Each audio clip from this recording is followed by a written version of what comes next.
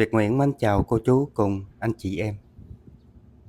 Hôm nay mình chia sẻ cách luộc đậu phộng rất là thơm ngon mà không có bị thâm đen. Chỉ từ 20 phút thôi là đậu phộng nó đã mềm mà rất là trắng. Những cái hạt đậu phộng khi mình tách ra nó có một cái mùi thơm rất là mới lạ, mình ăn rất là ngon. Nếu anh chị em mình thấy thích thì cùng Việt Nguyễn thực hiện cách làm. Ở đây mình có 1 kg đậu phộng và cái phần đậu phộng này mình sẽ lựa những cái hạt đậu nó già. Khi những cái hạt đậu nó già thì mình luộc nó mới ngon. Đậu phộng nó rất là nhiều loại, nó có loại 2, loại 3. Như ở đây là mình mua cái loại 2. Loại 2 là nó có 2 hạt á các bạn. Loại 3 thì nó có 3 hạt ở bên trong. Loại 3 thì giá nó cao hơn.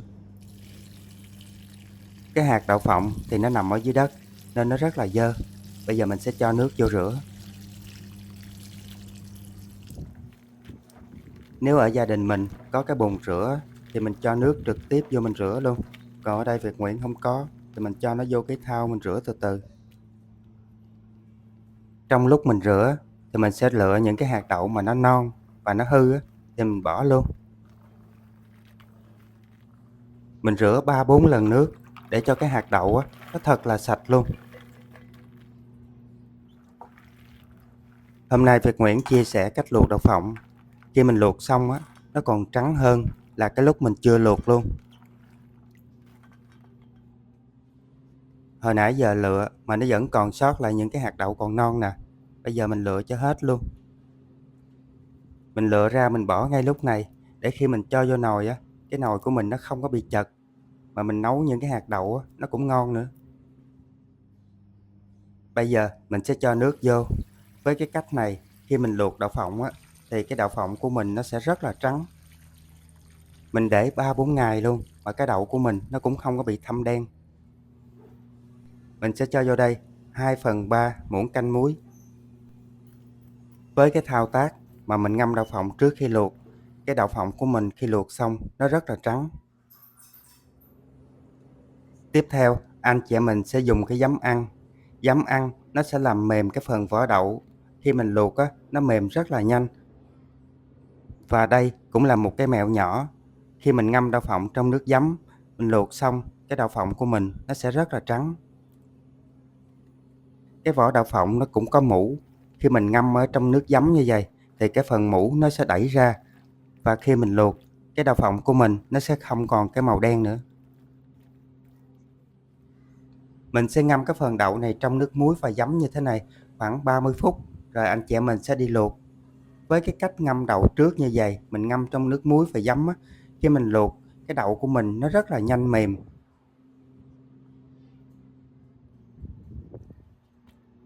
Đậu phộng ở đây mình ngâm được trong nước 30 phút rồi. Bây giờ mình sẽ đi vớt nó ra và mình sẽ rửa sạch lại với nước lạnh thêm một lần nữa. Hôm nào anh chị em mình có đủ thời gian luộc một nồi đậu phộng giống Việt Nguyễn chia sẻ nè. Bảo đảm luôn rất là thơm ngon mà trắng nữa. Đậu phộng ở đây mình rửa sạch rồi. Giờ bắt đầu mình chuẩn bị đi luộc thôi. Cô chú anh chị em mình xem video, nếu thấy thích thì cho Việt Nguyễn xin một cái đăng ký và một cái like để kênh được phát triển tốt hơn.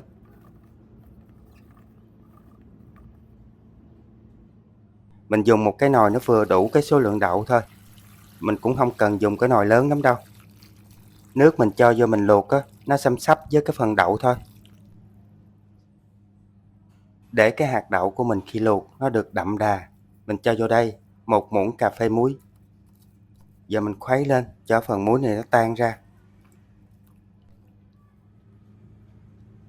Tiếp theo, anh chị em mình sẽ sử dụng bột baking soda. Mình cho vô đây nửa muỗng cà phê bột baking soda. Cái bột baking soda này thường là mình dùng để làm bánh á. Khi mình luộc á, thì nó sẽ nhanh mềm. Cũng như cái màu sắc của cái hạt đậu của mình nó sẽ rất là đẹp. Mình dùng một cái lượng baking soda vừa đủ. Nó rất là tốt cho sức khỏe. Giờ mình sẽ cho cái nồi đậu lên bếp nấu. Mình chờ cho cái phần nước trong nồi nó sôi lên. Mình sẽ cho thêm một nguyên liệu nữa để khi mình luộc cái hạt đậu xong á, nó rất là thơm.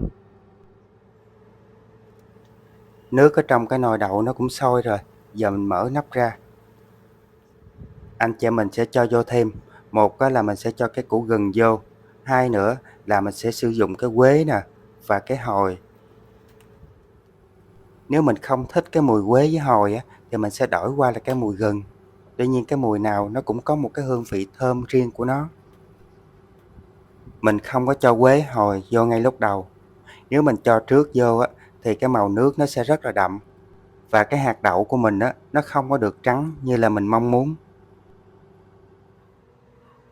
Cái nồi đậu phộng ở đây mình luộc được 20 phút rồi. Bây giờ mình sẽ lấy ra. Cũng tùy thuộc vào anh chị em mình, nếu mình thích cái hạt đậu nó mềm nhiều á thì mình sẽ luộc 25 hoặc là 30 phút.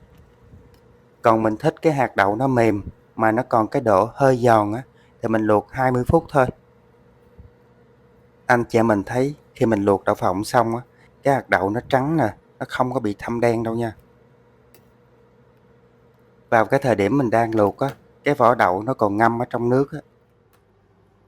Khi anh chị em mình mà vớt ra, mình để khô cái vỏ đậu rồi á, là cái hạt đậu của mình á, nó sẽ còn trắng hơn nữa. Đậu phộng mình luộc xong, mình để nguội, cô chú anh chị em mình thấy nó còn trắng hơn là cái lúc mà mình chưa có luộc luôn á. Nhìn thích ghê chưa? Mà có một điều đặc biệt là khi mình luộc bằng quế với hồi á, nên cái hạt đậu của mình khi luộc xong á, nó rất là thơm lắm luôn. Chỉ cần tách cái hạt đậu ra thôi là nó có một cái mùi thơm, nó làm kích thích cái vị giác của mình á. Nó có cái mùi thơm đặc trưng như vậy nè, là mình muốn ăn liền luôn á. Thơm ngon, bùi và rất là béo. Quá trời ngon luôn. Ăn lia lịa luôn mà quên mời luôn chứ. Việt Nguyễn mời cô chú anh chị em mình cùng dùng đậu phộng với Việt Nguyễn nha. Video cách luộc đậu phộng hôm nay Việt Nguyễn chia sẻ đến đây cũng tạm kết thúc. Mến chúc tất cả các bạn và gia đình thật nhiều sức khỏe và bình an. Xin chào và hẹn gặp lại tất cả các bạn ở video kỳ tới.